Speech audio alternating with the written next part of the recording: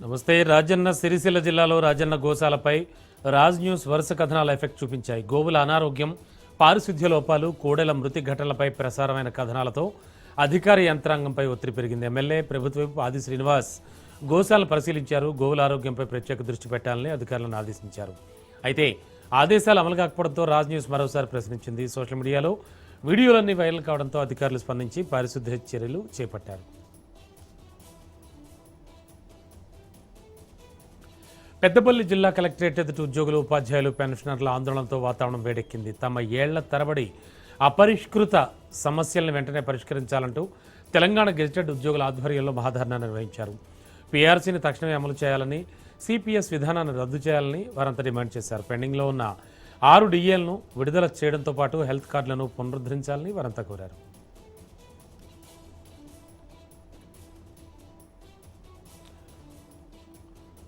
వనపర్తి జిల్లాలో అనుమతులు లేకుండా నిర్మాణం చేపట్టిన రైస్ మిల్లుపై అధికారులు చర్యలు చేపట్టారు.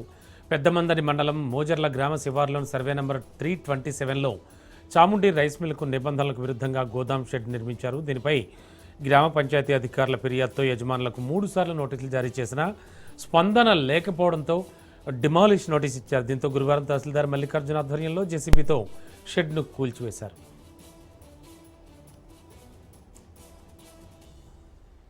సైబరాబాద్ మున్సిపల్ కార్పొరేషన్ పరిధిలో అక్రమ నిర్మాణాలపై ఎన్ఫోర్స్మెంట్ అధికారులు కొరడా జులిపించారు.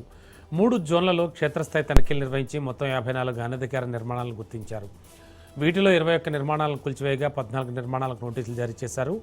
మరో నిర్మాణాన్ని సీజ్ చేశారు. శేర్లింగంపల్లి, కూకట్పల్లి, కుత్బుల్లాపూర్ జోన్లలో ఈ కూల్చివేతలు చేపట్టారు. మిగిలిన కేసుల్లో కూడా నిబంధనల ప్రకారం చర్యలు తీసుకుంటామని సీఎంసీ అధికారులు స్పష్టం చేశారు.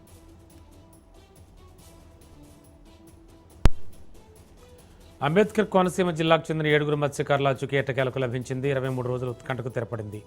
Amalapuram Odalarevu fish landing centre నుంచి ఆగస్టు 3న డీప్ ఫిషింగ్కి వెళ్లిన ముత్యాలమ్మ బోటు అదే రోజు మధ్యాహ్నం తర్వాత కుటుంబ సభ్యులతో సంబంధాలు తెగిపోయాయి. ఆగస్టు 14న మిస్సింగ్ కేసు నమోదు చేసి కోస్ట్ గార్డ్ నేవీకి సమాచారం ఇచ్చారు. ఎట్టకేలకు ఆగస్టు 26న వెస్ట్ బెంగాల్ తీరంలో మత్స్యకారులను గుర్తించారు.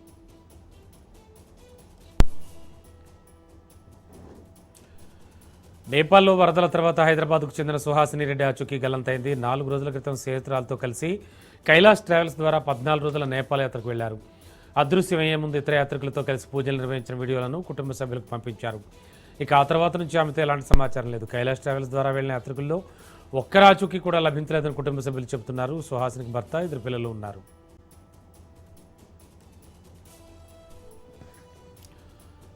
తెలంగాణలో ఆటో డ్రైవర్లకు ప్రభుత్వం గుడ్ న్యూస్ చెప్పింది. పెట్రోల్, డీజిల్ ఆటోలను ఎలక్ట్రిక్ ఆటోలుగా మార్చేందుకు కొత్త పథకాన్ని తీసుకొచ్చింది. Telangana auto rickshaw electric conversion scheme 2026 ప్రభుత్వం ఉత్తర్వులు జారీ చేసింది. ఈ పథకం ద్వారా రాష్ట్రంలో 18,766 పెట్రోల్, డీజిల్ ఆటోలను ఎలక్ట్రిక్ వాహనాలుగా మార్చాలని నిర్ణయం తీసుకుంది. ఇందుకోసం ప్రభుత్వం 200 కోట్ల బడ్జెట్ను కేటాయించింది.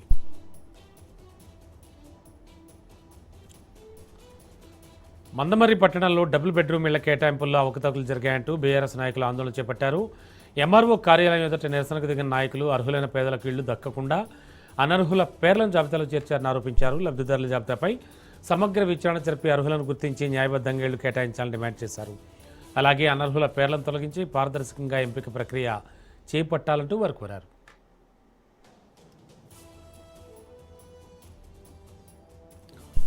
వికారాబాద్లో ఫిల్టర్ బెడ్పై మాజీ ఎమ్మెల్యే డాక్టర్ మెతుకు ఆనంద్ తీవ్ర ఆరోపణలు చేశారు. శివారెడ్డిపేట ఫిల్టర్ బెడ్లో నామమాత్రంగా నీటిని శుద్ధి చేసి సరఫరా చేస్తున్నారని విమర్శించారు.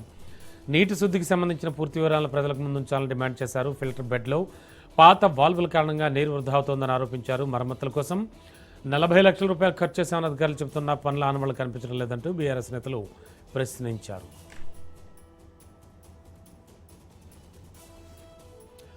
కామారెడ్డి జిల్లాలో యూరియా కొరతపై రైతులు ఆందోళనకు దిగారు. తాడ్బాయి సొసైటీ వద్ద యూరియా కోసం రైతులు ధర్నా చేశారు. ఎల్లారెడ్డి, కామారెడ్డి ప్రధాన రహదారిపై బైఠాయించి నిరసన తెలిపారు. తాడ్బాయి సొసైటీలో 440 యూరియా బస్తాలను అధికారులు ఆన్లైన్లో అందుబాటులో ఉంచగా కేవలం 2 నిమిషాల్లోనే నో స్టాక్ చూపించడంతో రైతులు ఆగ్రహం వ్యక్తం చేశారు. తమకు సరిపడా యూరియా అందించాలని వారంతా డిమాండ్ చేశారు.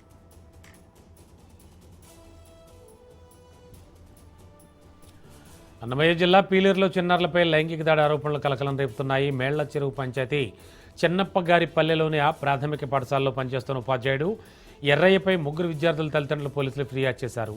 ఆరోపణల నేపథ్యంలో పీలేరు సీఐ వెంకటేశ్వర్లు, ఎంవీఓ బాబు నాయక్ విచారణ చేపట్టారు. విద్యార్థులు, వారి తల్లిదండ్రుల నుంచి పోలీసులు వివరాలు సేకరిస్తున్నారు. నెల్లూరు జిల్లా కోవూరు మండల కేంద్రంలో మాజీ మంత్రి YCP incharge Nallapareddy Prasannakumar Reddy police శాఖపై తీవ్రస్థాయిలో ధ్వజమెత్తారు. స్థానిక సంస్థల ఎన్నికల నేపథ్యంలో కొన్ని మండలాల్లో అధికారులు బెదిరింపులకు పాల్పడుతున్నారని ఆరోపించారు. అధికార పార్టీకి అనుకూలంగా వ్యవహరిస్తున్న పోలీసు అధికారులు ఖాకీ చొక్కాలు విప్పి పచ్చ చొక్కాలు ధరించాలని ఎద్దేవా చేశారు.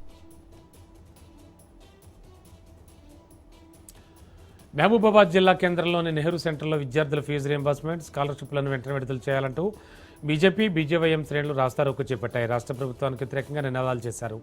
సీఎం దిష్టిబొమ్మ ఫోటోను దగ్ధం చేసేందుకు ప్రయత్నించగా పోలీసులు అడ్డుకున్నారు. విద్యార్థులకు బకాయి పడ్డ 15,000 కోట్ల రూపాయల ఫీజు రియంబర్స్మెంట్, స్కాలర్షిప్లను వెంటనే విడుదల చేయాలంటూ బీజేవైఎం జిల్లా అధ్యక్షుడు మహేష్ డిమాండ్ చేశారు.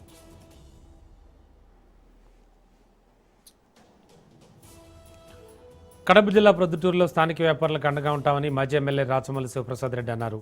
కార్పొరేట్ సంస్థల రాకతో దశాబ్దాలుగా వ్యాపారం చేస్తున్న స్థానిక వ్యాపారులు ఇబ్బందులు ఎదుర్కొంటున్నారని ఆవేదన వ్యక్తం చేశారు. బట్టలు, బంగారం, ఎలక్ట్రిక్, పచారీ రంగాల్లోని స్థానిక వ్యాపారులను ప్రజలు ప్రోత్సహించాలని కోరారు. డీమార్ట్ వంటి కార్పొరేట్ సంస్థల విషయంలో ప్రజలు ఆలోచించాలని సూచించారు. కృష్ణా జిల్లా మచిలీపట్నంలో కల్లుగీత కార్మికుల ఆందోళనకు దిగారు. ఎక్సైజ్ సూపరింటెండెంట్ కార్యాలయం ఎదుట ఏపీ కల్లుగీత కార్మిక సంఘం ఆధ్వర్యంలో పెద్ద సంఖ్యలో కార్మికులు ధర్నా నిర్వహించారు. కల్లుగీత వృత్తికి రక్షణ కల్పించాలని, తాటి చెట్టుపై నుంచి పడి గాయపడి మృతి చెందే కార్మికులకు గతంలో మాదిరిగా ఎక్స్గ్రేషియా అందించాలని డిమాండ్ చేశారు. గీత కార్మికుల ఆర్థిక అభ్యున్నతికి ప్రత్యేక కార్పొరేషన్ ఏర్పాటు చేసి బడ్జెట్లో నిధులు కేటాయించాలని కోరారు.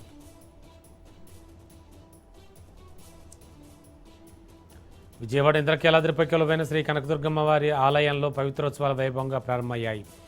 శ్రావణ మాసంలో 3 రోజుల పాటు జరిగే ఈ ఉత్సవాల్లో భాగంగా ఆలయ శుద్ధి, దోష నివారణార్థం ప్రత్యేక పూజలు చేశారు. విఘ్నేశ్వర పూజ, పుణ్యవచనం, అఖండ దీపారాధనతో ఉత్సవాలకు శ్రీకారం చుట్టారు. అమ్మవారితో పాటు ఉపాలయాల దేవతలకు సమర్పించే పవిత్ర మాలలను ప్రత్యేకంగా పూజించి ప్రతిష్ఠించారు. కర్నూలు జిల్లా మంత్రాలయంలో శ్రీ రాఘవేంద్ర స్వామి వారి 355వ ఆరాధన మహోత్సవాలు వైభవంగా ప్రారంభమయ్యాయి. ఆరాధనోత్సవాల సందర్భంగా తిరుమల తిరుపతి దేవస్థానం టీటీడీ ఈవో శ్రీ ముద్దడి రవిచంద్రతో పాటు ఇతర టీటీడీ అధికారులు శ్రీ రాఘవేంద్ర స్వామి మఠానికి చేరుకున్నారు. శ్రీవారి తరపున సమర్పించేందుకు పవిత్రమైన పట్టు వస్త్రాలను టీటీడీ అధికారులు తీసుకొచ్చారు. మఠం అధికారులు సాంప్రదాయ మంగళ వాయిద్యాలతో టీటీడీ అధికారులకు ఘన స్వాగతం పలికారు.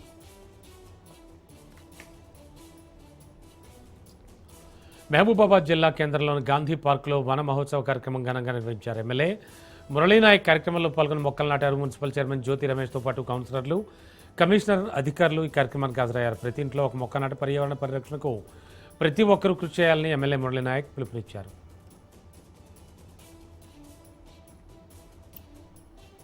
కామారెడ్డి జిల్లా కేంద్రంలో సీఎం రేవంత్ రెడ్డికి వ్యతిరేకంగా బీఆర్ఎస్ నేతలు వినూత్న నిరసన చేపట్టారు. గతేడాది వరదలకు దెబ్బతిన్న రోడ్డును ఇప్పటికీ పునరుద్ధరించలేదంటూ రోడ్డుపైనే సీఎంకు పిండ ప్రదానం చేశారు. మాజీ ఎమ్మెల్యే గంప గోవర్ధన్, జిల్లా బీఆర్ఎస్ అధ్యక్షుడు ముజీబుద్దీన్ ఆధ్వర్యంలో ఈ నిరసన జరిగింది. రోడ్డుపై బైఠాయించి సీఎం రేవంత్ రెడ్డి, షబ్బీర్ అలీ, ఎమ్మెల్యే రమణారెడ్డికి వ్యతిరేకంగా నినాదాలు చేశారు. ఈ క్రమంలో పోలీసులు, బీఆర్ఎస్ నేతల మధ్య తోపులాటతో ఉద్రిక్తత నెలకొంది.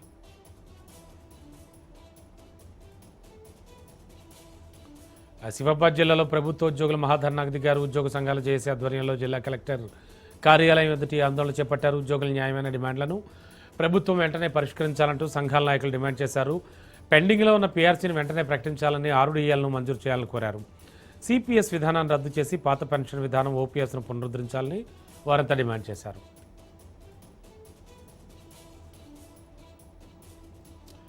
విశాఖలో ఫ్లై యాష్ సమస్యపై పెందుర్తి ఎమ్మెల్యే పంచకర్ల రమేష్ బాబు ఆగ్రహం వ్యక్తం చేశారు. పిట్టవానిపాలెం ప్రజలు యాష్ డస్ట్ కారణంగా తీవ్ర ఇబ్బందులు ఎదుర్కొంటున్నారంటూ ఫిర్యాదు చేయడంతో ఎమ్మెల్యే గ్రామాల్లో పర్యటించారు. ఎన్టీపీసీ, హిందూజా సంస్థల ప్రతినిధులతో పాటు రెవెన్యూ, కాలుష్య నియంత్రణ మండలి అధికారులు కూడా ఆ ప్రాంతాన్ని పరిశీలించారు. యాష్ డస్ట్ వల్ల ప్రజలు ఎదుర్కొంటున్న సమస్యలను ఎమ్మెల్యే అడిగి తెలుసుకున్నారు.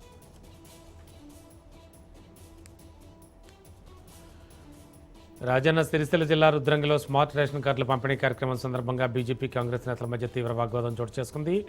కార్డులో ప్రధానమంత్రి నరేంద్ర మోడీ ఫోటో ఎందుకు లేదంటూ బీజేపీ మండల అధ్యక్షుడు కర్ణవత్తుల వేణుగోపాలరావు ఎమ్మెల్యే ఆది శ్రీనివాస్ను ప్రశ్నించారు. దీనిపై స్పందించిన ఎమ్మెల్యే తెలంగాణలో కాంగ్రెస్ ప్రభుత్వం సన్నబియ్యం పంపిణీ చేస్తోందని, బీజేపీ పాలిత రాష్ట్రాల్లో ఎందుకు ఇవ్వడం లేదని ప్రశ్నించారు.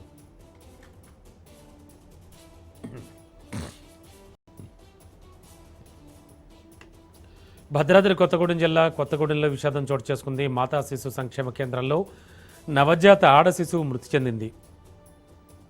ములకలపల్లికి చెందిన విజయలక్ష్మి సోమవారం ఆడబిడ్డకు జన్మనిచ్చింది. శిశువుకు శ్వాస తీసుకోవడంలో ఇబ్బంది ఉండడంతో వరంగల్ ఎంజీఎంకు రిఫర్ చేశారు. చికిత్స అనంతరం ములకలపల్లికి తీసుకురాగా మళ్ళీ శ్వాస తీసుకోవడంలో ఇబ్బంది రావడంతో నిన్న సాయంత్రం 5 గంటల సమయంలో కొత్తగూడెం మాతా శిశు కేంద్రాన్ని తీసుకొచ్చారు. అయితే వైద్యులు సిబ్బంది నిర్లక్ష్యం కారణంగానే శిశువు మృతి చెందిందని కుటుంబ సభ్యులు ఆరోపించారు.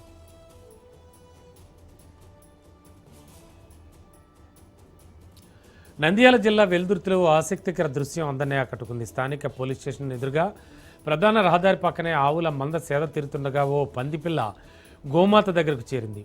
ఆకలితో ఉన్న పందిపిల్ల ఆవు పాలు తాగుతూ ఆకలి తీర్చుకుంది. పందిపిల్ల పాలు తాగుతున్న ఆవు ఎలాంటి ఆటంకం కలిగించకుండా నిలబడింది. ఈ అరుదైన దృశ్యాన్ని చూసిన స్థానికులు ఆశ్చర్యంతో పాటు ఆనందం వ్యక్తం చేశారు. ప్రేమకు భాష లేదని, మాతృత్వానికి జాతి భేదాలు లేవని చాటి చెప్పిన ఈ కమ్మని బంధాన్ని చూసి చూపర్లు విశేషంగా అలరించారు.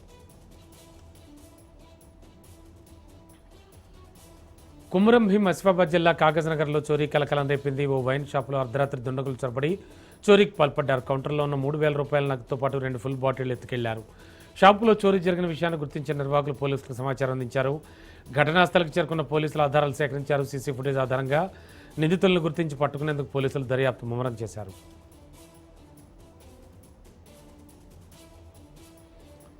ఖమ్మం నగరంలోని ధర్నా చౌక్లో తెలంగాణ ఉద్యోగులు పెన్షనర్ల జేఏసీ ఆధ్వర్యంలో మహాధర్నా నిర్వహించారు. ఈ ధర్నాకు ఉద్యోగులు పెన్షనర్లు భారీ సంఖ్యలో హాజరై తమ డిమాండ్లను ప్రభుత్వ దృష్టికి తీసుకెళ్లారు. పెండింగ్లో ఉన్న 6 డిఏలను వెంటనే విడుదల చేయాలని, 2 పీఆర్సీని అమలు చేయాలని డిమాండ్ చేశారు. ఉద్యోగులకు రావాల్సిన దాదాపు 10,000 కోట్ల రూపాయల పెండింగ్ బిల్లులను చెల్లించాలని కోరారు.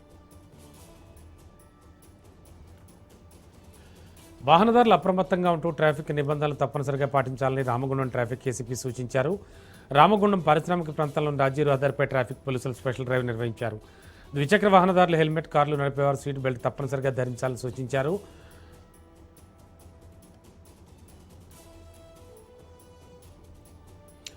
పల్నాడు జిల్లా బొప్పూడిలో రాష్ట్ర గవర్నర్ జస్టిస్ అబ్దుల్ నజీర్ ఘన స్వాగతం లభించింది.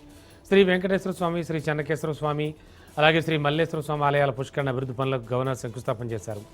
10,95,00,000 వ్యయంతో పుష్కరిణి ఘాట్ రోడ్ నిర్మాణం చేపట్టనున్నారు. ఆలయాల చారిత్రక, ఆధ్యాత్మిక ప్రాధాన్యతను దృష్టిలో ఉంచుకుని అభివృద్ధి పనులకు శ్రీకారం చుట్టారు.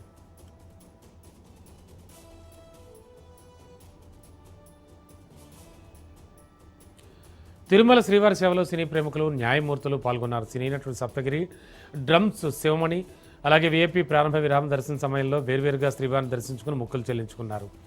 దర్శనానంతరం టీటీడీ అధికారులు తీర్థప్రసాదాలు అందజేశారు. తాను హీరోగా పలు చిత్రాల్లో నటిస్తున్నానని, త్వరలో సినిమా టైటిల్స్ రివీల్ చేస్తానని సప్తగిరి తెలిపారు. మరోవైపు జస్టిస్ ఆలపాటి గిరిధర్, జస్టిస్ సామిన్ సేన్ కూడా శ్రీవారిని దర్శించుకున్నారు.